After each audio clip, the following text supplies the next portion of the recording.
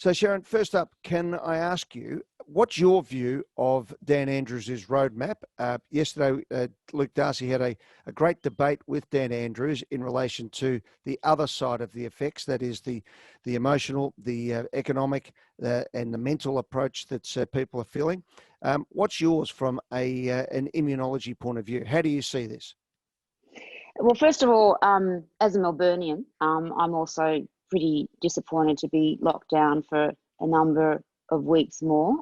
This has been quite stressful for everyone, so really understand how patience is limited at the moment, and people are fragile. Everyone's feeling it. From a medical point of view, what the government's trying to do is use the data that they have to avoid a third wave or coming out of lockdown too quickly.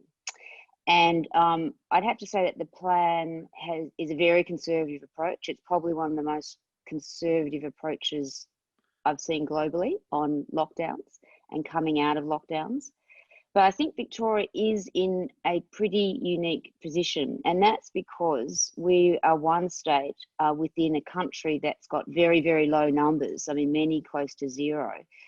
And so our goal has to be somewhat aligned with where the rest of the country is. If you look to Europe and other places, you'll see that many are taking a middle ground. They're accepting a low level of infections as long as they're stable and opening up, accepting these low level infections. Look, New York City, in the hundreds, that sort of level.